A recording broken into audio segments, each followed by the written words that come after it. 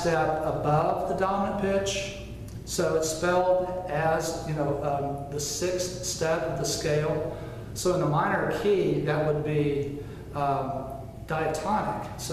But in the major key, you have to lower that 6th step a half step down, so that makes it then a half step above the dominant. So that's the pitch in the bass, and then you have that augmented 6th above it, which is the raised 4th step of the scale. And so that interval there is the key ingredient of augmented 6th chords.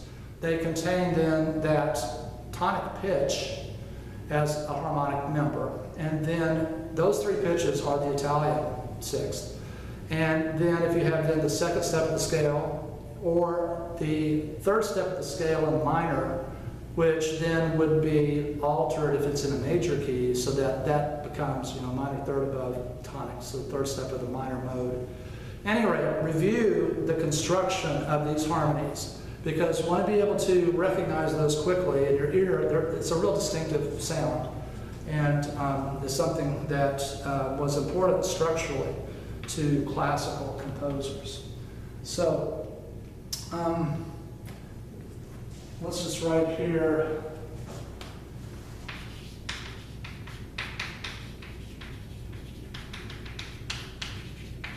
Is there any thematic or motivic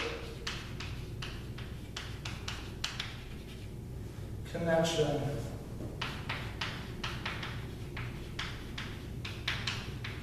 between the minuet and all of these things that we're talking about here? All of this applies to scherzo trio movements too. Really, there's no difference in the form, but it just has to do with the mood and the tempo as far as the difference between the scherzo and the minuet.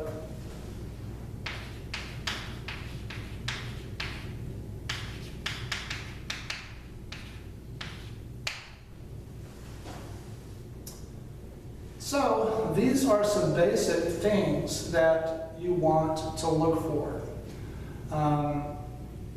And once you've answered these questions and kind of gone through all of this, then it'll be a good analysis of the movement.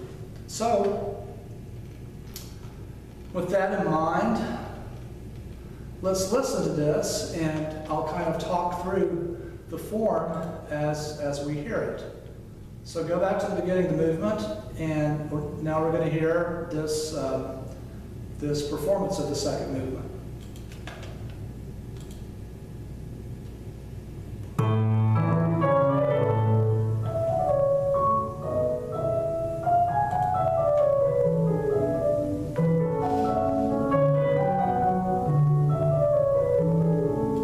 Okay, so that is the end of the second phrase.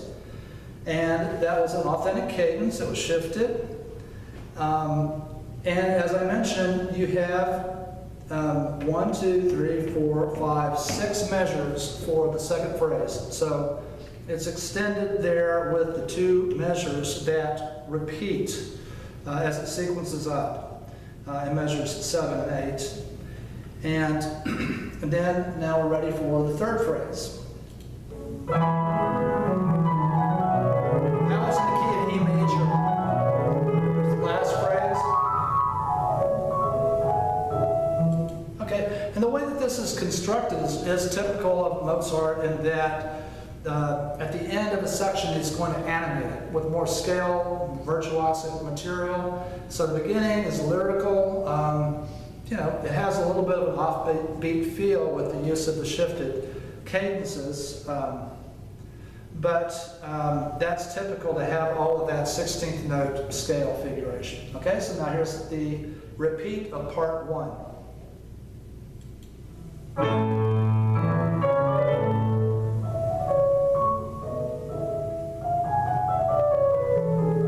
There's a repetition, last 2 semi-phrases. Third phrase, fourth phrase. Okay, so that was part 1, and it was repeated. Okay, now this is going to shift to the key of B minor, and that's what you hear in the first phrase, and then he's going to sequence that down a step to A minor. And what's going to happen then in the third phrase, part 2, is that it's going to set up a cadence in A minor, and it's going to use that German sixth harmony, that D sharp, F natural, A, C natural, and that is just at that point before the dominant chord that's at measure 30. So, pointed that out already, but that is something which you're going to hear.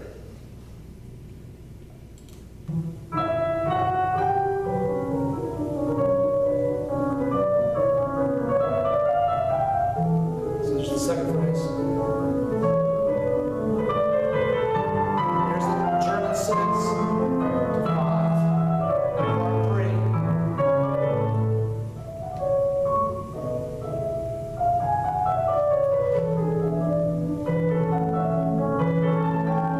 That's where it's rewritten.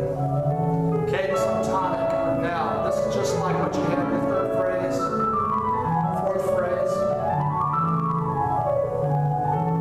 Now we'll repeat parts 2 and 3. So here it is, B minor.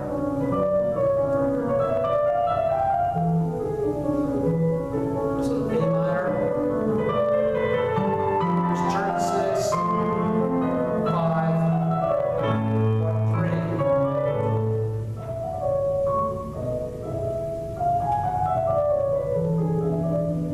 Here's where it's different. Cadence on tonic.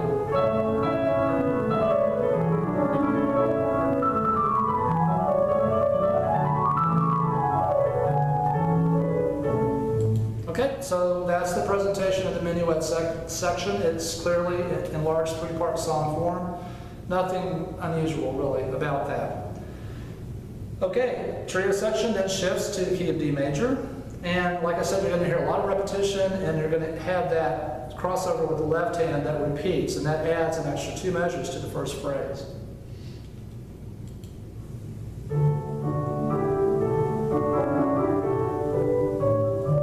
There's the extra 2 measures. Second phrase.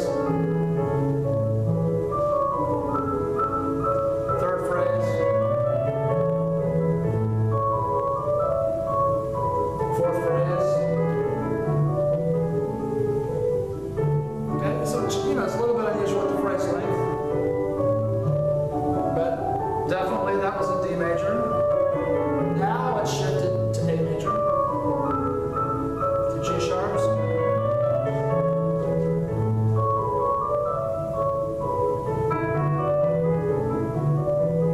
Okay, and cadenced on dominant on A major. So nothing particularly unusual. It's, very beautiful contrast though, and having that little repetition, little bird-like kind of call up there in the upper registers is a nice touch.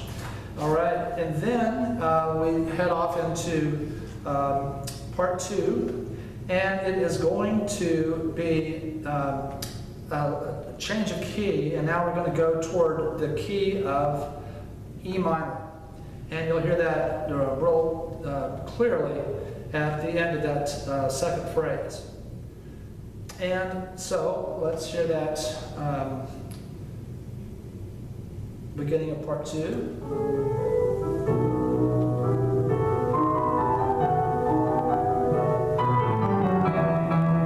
So, repetition here 2. Okay, so that cadence on E minor. Now it's going to shift to C major. And, so you have a little bit of contrast here. And this is going to then modulate, and you're going to hear that bass line moving down chromatically. So Mozart will do that often, have that chromatic moving bass line, whether it's going down like it is here, or if it's going up. But it's leading to a cadence point that's going to take you down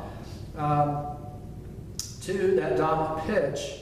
And then it's going to lead to the B flat there, where you have that Italian 6 in the left hand. So here we are on this third phrase that is going to start here in C major.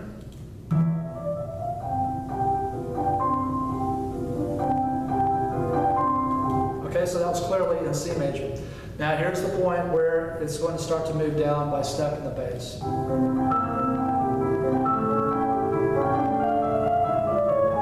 There's the Italian 6 and German 6. And it brings back. So that's part 3.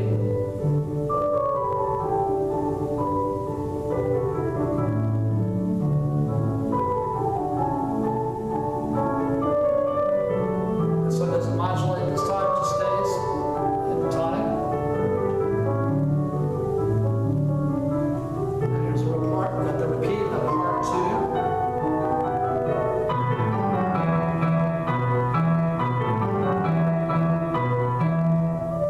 Third phrase.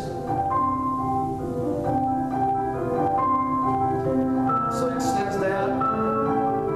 Fourth phrase. He extends this too. So there's a lot of extension here. And there's part 3.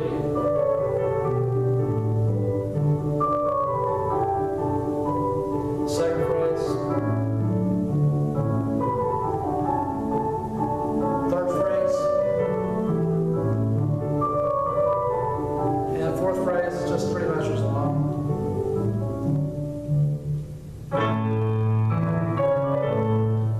And then you'll have a da capo, and you'll hear the performer not take repeats, and that brings the movement to a conclusion. So this is a good example of a classical approach toward minuet and trio, and has all of the main characteristics that you are looking for.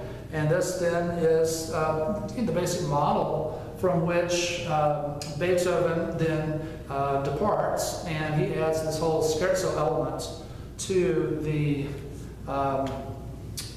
situation with a lot more emphasis on that emotional expression.